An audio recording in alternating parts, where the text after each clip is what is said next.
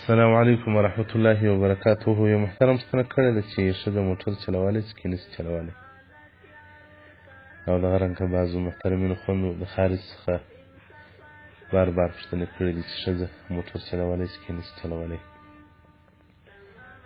نو بیا مې پوښتنه ورڅخه وکوله چې ښځه موټر ولې چلوي. وایي داسې ښځې شته چې مثلا خارج کې وي، وروڼه نه لري، افغانستان کې قریبان یې چې کوم خاوند دی هغه هم یا طلاق ورکړی دی یا د خارج خلک دي ورک په میاشتو کور ته نه راځي. دا مجبوره ده چې دا خپل اولاد ته پیازو پټاټې راوړي. نو هغه چې وروځي بازار ته یا به په ملي بسانو کې ځي یا به په ریل ګاډۍ کې ځي، هلته نارینه او ښځې نه خلط یو ځای سره ولاړ وي.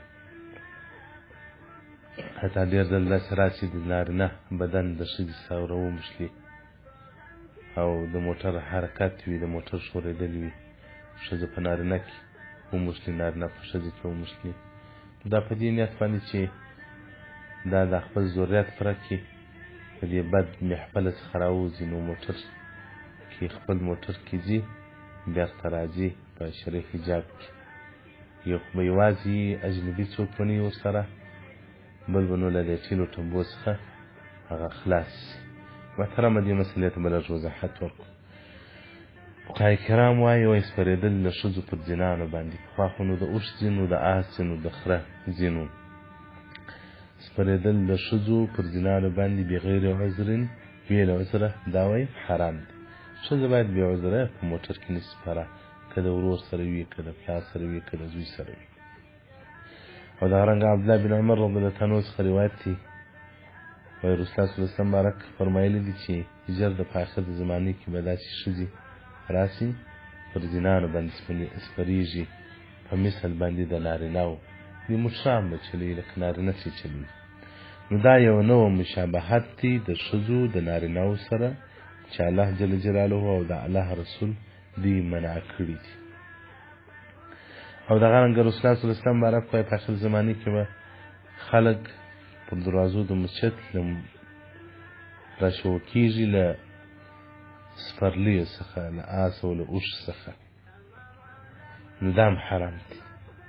هغه په وجه د تکبر او د لویي. او که څوک مریض وي یا مسجد ځینې لرې وي یا سپین ږیری وي، په جای زومبیانو مسجد ته په موټر کې تګ کول جایز دي.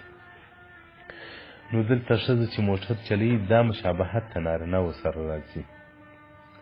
نو ښځې ته قطعا حرام دی چې مشابهت د نارینهو سره کوي، هغه که په هر شي کې وي، که په لباس کې وي، که په افعالو کې وي، که په اقوالو کې وي. ښځه باید د ښځینهو پر لار باندې ولاړه شي.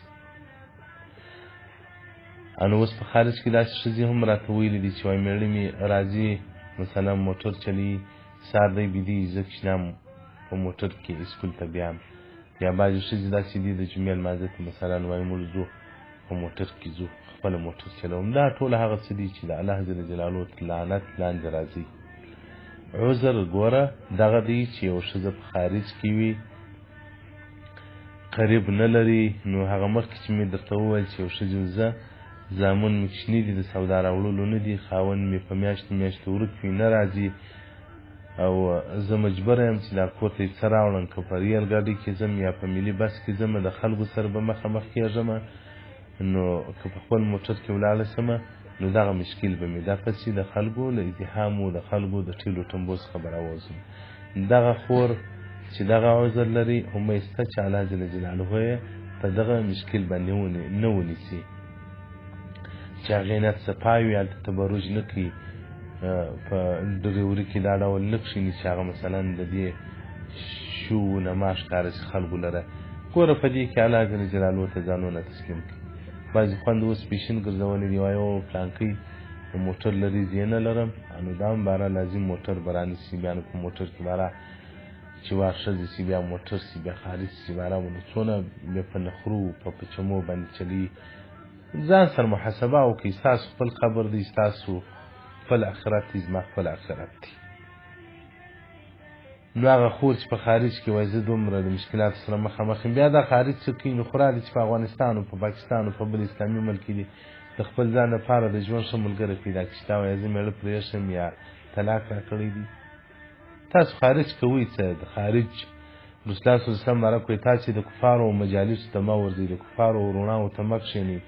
زموږ اوس مسلمانان روان دي چې څنګه یورپ ته ولاړ شي، څنګه غرب ته ولاړ شي، څنګه هلته ارامه ژوند وکړي، څنګه سکون وکړي، څنګه طبیعت برابر کړي. د خبر سکون راسیر دی چې هلته به بیا موږ ته سکون وي که به نه وي. نو په خارج کې کومې ښځې دي هغه نه غواړي چې افغانستان او پاکستان کې ژوند وکړي، ځکه هلته سلیرز کنټري بجلي شته، برق شته، هلته ډېر وسایل د ژوند برابر دي. الله دې رحم وکړي. نو محترمو دغه خور چې وایي زه دغه عذر لرم، نو فقهای کرام وایي که 2 شره سره راله 2 شره، نو هغه کم شر مختاره که زیات شر پرېږده. دغه خور چې اوس په ریل ګاډۍ کې ځي د پردو نارینهو سره ګډوي او هلته ټیلو ټمبیلي، تر دغه شر نو بیا دغه شر د دې لپاره خیر دی چې دا په خپل موټر کې ولاړ شي. او بعضې خویندې چې دغه عذر نه لري، میړه هم لري، زامن هم لري، ورونه هم لري، هغو دپاره قطعا حرام دی، ګناه کبیره دی چې دا په موټرانو کې سپرېږي، موټر چلوي، ډریورینګ کوي. ډریورینګ د ښځې په اسلام کې نشته.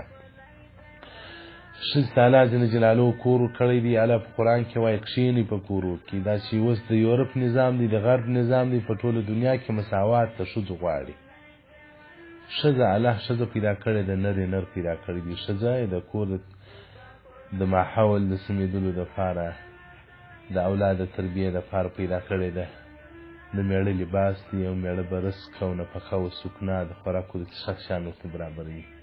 د بده مرغه په خارج کې خو چې کومې ښځې دي چې میړه مور یې که مسکین وي، ماره به دا خامخا ځي وځي ډیوټي به کوي. ځکه دا بعضې ملکو ښځې چې ما سره معلومات یې ستا یا ما ته ویلي دي چې مثلا دلته چې اولاد په 12 کلو راورسېږي، که نر وي که نجلۍ، باره حکومت چلا کوي، پیدا دي خپل کسب کوي.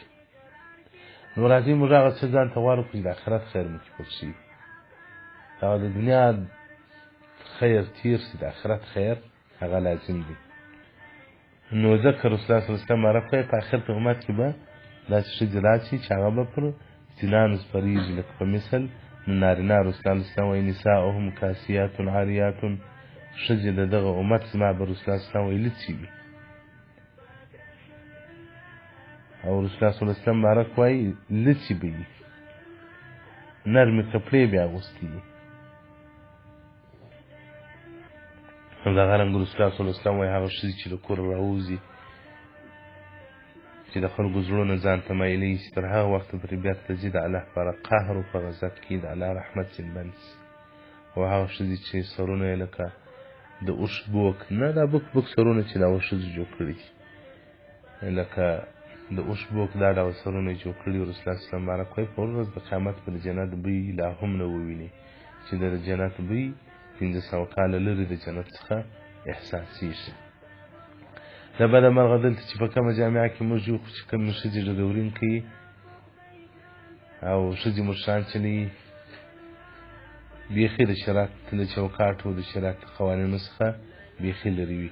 دا بله ورځ یو ځای مسجد ته ودرېدم، پمپ و، د مسجد کې مې لمونځ کاوه، نو ښځې موټر راوستی، موټر ته یو شی ور بدلاوه، نو زه داسې د اوداسه و طرف ته یو ور تېر شولمه، دا ښځه د دا خلکو سره په ده چم ګډه ده، زه دغه یې نسم ورسره غږېدلی. دا حیا په ښځې کې یو جوهر، یو نعمت دی. دا حیا که له ښځې څخه ووتله بیا نو دا اهل د دوزخ ګرځي، اهل د جنت بیا نه ګرځي. نو هغه خوندې چې په خارج کې دي هغه دې ډېر نهایي احتیاط وکړي، د موټر د زده کړې څخه د اجتناب وکړي، د موټر په زده کړه دې تېر شي. هغه خوندې چې ورونه لري که ضرورت د ورور سره دې ځي، هغه خوندې چې خاوند لري د خاوند سره دې ځي، هغه خوندې چې پلرونه یې ژوندي وي د هغو سره دې ځي، هغه خوندې چې هلته یې نه ورور وي نه خاوند وي، بیا دا خارج کوي څه خو لار ده چې هغه ځای ته چې هلته د دې قریبان وي. نو محترمینو په دې کې ډېر تاسې کوشش وکړئ چې د الله جل جلاله د عذابه ځانونه خلاص کړئ.